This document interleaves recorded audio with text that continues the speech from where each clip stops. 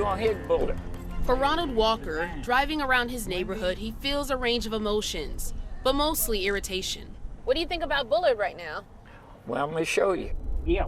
He looks around and sees this. That's the old La Quinta Hotel. Abandoned buildings left and right. From abandoned schools to the Six Flags that's basically a wildlife park, the East has become a haven for empty lots. Sitting off of Read and I-10, those who grew up here remember the old plaza, the place to be and the place to shop. But the center was already on the decline when Hurricane Katrina hit, leading to commercial casualty that never bounced back. We stopped by the old La Quinta to take a closer look around. You can see right here, there's even a gate left wide open. So if we can just walk right in, who knows who else is doing this? Hotel doors left wide open, windows cracked. So much graffiti back here. These properties, Walker says, are a visible reminder of his feelings that his neighborhood is forgotten. Not just that, he's also concerned about the lack of businesses. This is your places to dine.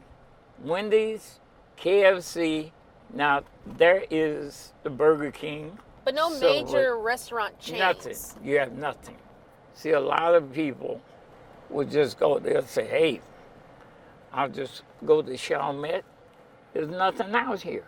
In fact, that's become a common thing. If you want a good bite to eat or somewhere to shop around here, sadly, you have to head out. Now here you are at the Twins Bed. Just to compare the two neighborhoods, Walker and I took a short trip over Lake Pontchartrain to Slidell.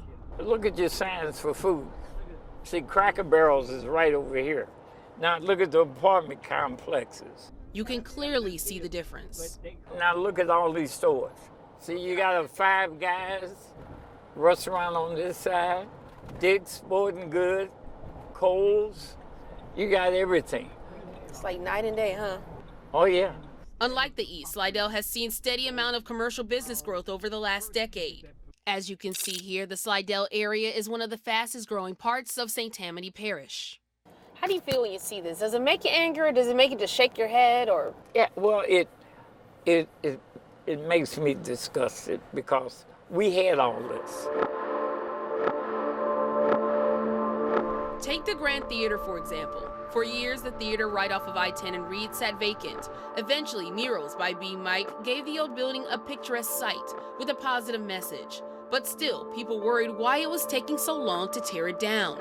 That was until this. A fire inside gave the city the green light to have it demolished. Even the Grand Theater, I had to move towards foreclosure there. Those processes that people don't see, but that have to be done and followed according to the law, so that I can go ahead and get that eyesore out of people's eyes and turn that lot or those lots around for development for New Orleans East. I'm visiting. We caught up with Councilmember Cindy Nguyen at the new PJ's Coffee to ask about bringing the East back, starting with those abandoned lots. There is legal process that we have to go through. One way of going through that process is working with the property owners to help get their land either cleared or back up and running, like the old Holiday Inn. The Holiday Inn is a historic landmark. Just got the designation in March of this year. We've been working very closely with the property owner, very supportive. How is that a historic landmark? How did It's 50 years old. Oh, okay. When I got in office, we discovered that and worked with him, and we're very happy that he got the designation. That's going to help him with some additional tax credit to help rebuild the area. As for those vacant properties still standing, she encourages property owners to take responsibility. These properties are a huge nuisance to the community, and we just cannot allow that to continue. Is there any push to get more restaurants, especially chains, to come out here? We're promoting opportunity zones, which are very heavily in the east as well as in the L9.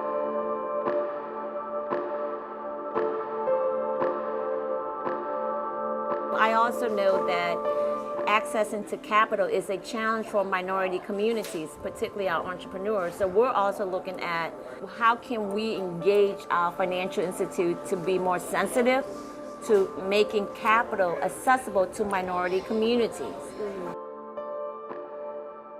There's a huge disparity in reference to that. And so it's not just about just providing incentive, but also making sure that there's capital availability as well. Despite talks of opportunity zones, young people tell us right now they don't see that. The abandoned lots, the potholes, and just the way it looked like when you drive through certain areas, it's a total difference from when you look in the east and you look uptown on St. Charles. It's a total look, and it makes a difference because it makes you feel safe if you have a safe environment.